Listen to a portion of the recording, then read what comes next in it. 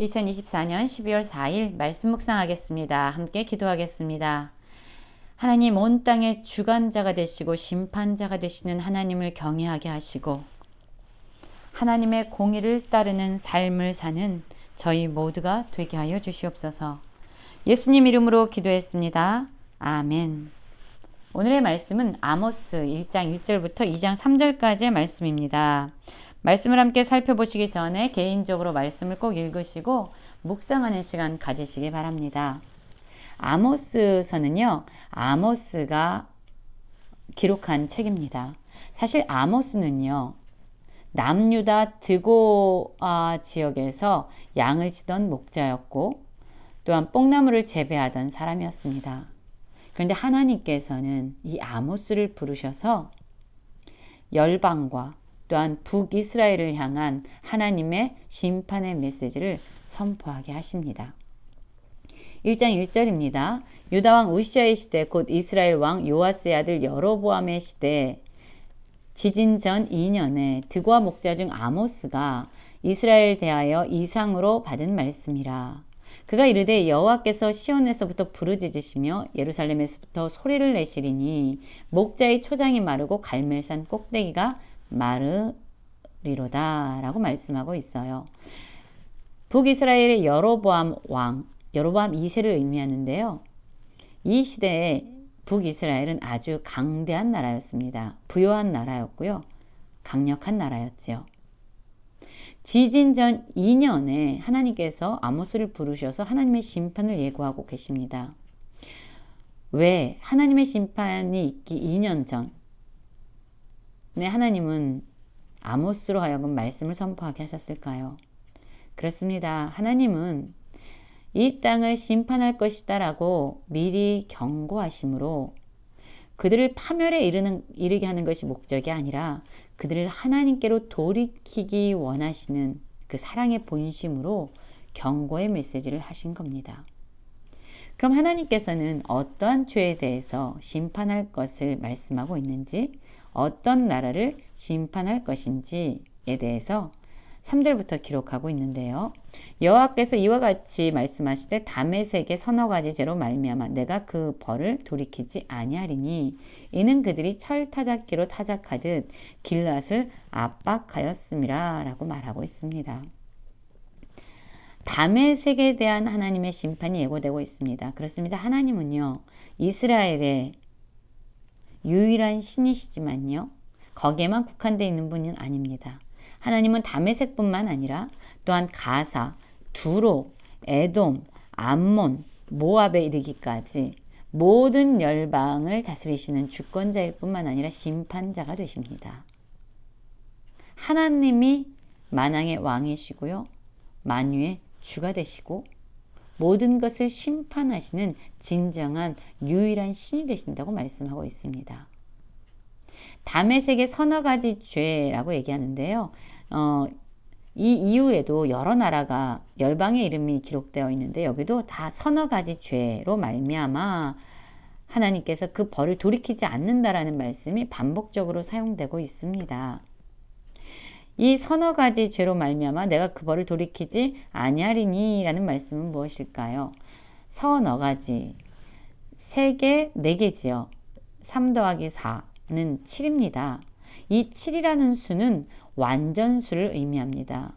즉 하나님께서는 이 열방들에 대해서 너희들이 지은 그 심판에 합당한 완전한 죄로 말미암아 내가 징벌을 내리겠다라는 말이에요. 그리고 하나님께서는 이 심판을 돌이키지 아니하시고 반드시 실행하시겠다라는 그런 선언입니다. 그럼 왜 다메섹은 하나님의 이 심판을 받게 됐을까요? 바로 철타작기로 타작하듯 길르앗을 압박했다라고 말합니다. 그렇습니다. 다메섹은요, 길르앗 사람들을 잔인하게 압박했습니다. 하나님은 이웃 나라를 잔인하게 압박하는 것, 이러한 행위를 엄중하게 다루십니다. 그래서 이들을 심판하시겠다라고 말씀하고 있어요. 하살의 집에 불을 보내고 베나닷의 궁궐을 사르겠다라고 말씀하고 있습니다. 그들의 빗장을 꺾을 것이고 그 주민을 끊을 것이다 라고 말씀하고 있습니다. 또한 가사를 향해서도 말씀하고 있죠. 6절입니다. 가사의 서너 가지 죄로 말미암아 내가 그 벌을 돌이키지 아니하리니 이는 그들이 모든 사로잡은 자를 끌어 에돔에 넘겼다. 그들이 잡은 포로들을 돈 주고 에돔에 팔아 넘긴 거예요. 자신들의 이익을 위해서 이웃 나라의 사람들을 잡아와서 팔아 넘겼습니다. 여러분, 하나님은 이러한 죄에 대해서 그냥 관망하시는 분이 아닙니다. 이들에게도 하나님의 불의 심판이 임할 것이고요. 그리고 그 나라를 통치하는 그러한 자들을 다 끊어버리겠다라고 말씀합니다. 9절에서도 두로에 대한 하나님의 심판이 예언되고 있습니다. 서너 가지 죄로 말미암아 내가 그 벌을 돌이키지 아니하리니 이는 그들이 그 형제의 계약을 기억하지 아니하고 그 모든 사로잡은 자를 에돔에 넘겼다. 같은 제약입니다. 하나님은요, 우리가 이웃을 향하여 어떠한 자세로 어떠한 태도로 그들을 바라보고 그들을 대하고 있는가를 바라보고 계십니다. 11절에도 에돔의 서너 가지 죄로 말미암아 내가 그 벌을 돌이키지 않는데 그가 칼로 그 형제를 쫓아가서 궁유를 벌이며 항상 맹렬히 화를 내며 분을 끝없이 품었습니다. 그렇습니다, 여러분. 하나님은요, 그 형제를 쫓아가서 궁휼히 여기지 아니하고 계속 화를 내고 맹렬한 분을 품는 이러한 행위에 대해서 심판하시겠다라고 말씀하고 있습니다. 우리의 삶은 어떻습니까? 암몬에 대한 하나님의 심판이 또한 예고되고 있지요. 이는 그들이 자기 지경을 넓혀보자 하여 길르앗의 아이벤 여인의 배를 갈랐다. 자기 유익을 위해서 다시 자기의 탐심을 채우기 위해서 연약한 자들 아주 잔혹하게 대했음을 말해주고 있습니다. 이들을 향한 하나님의 심판은 아주 매섭게 이루어지게 됩니다. 모압에 대해서도 말씀하세요. 내가 그 벌을 돌이키지 아니하리 이는 그가 에돔 왕의 뼈를 불살라 죄를 만들었음이니라. 그렇습니다, 여러분. 이 에돔 왕의 뼈를 불사르는 잔혹한 죄, 이러한 죄에 대해서도 하나님은 심판을 선언하고 있습니다.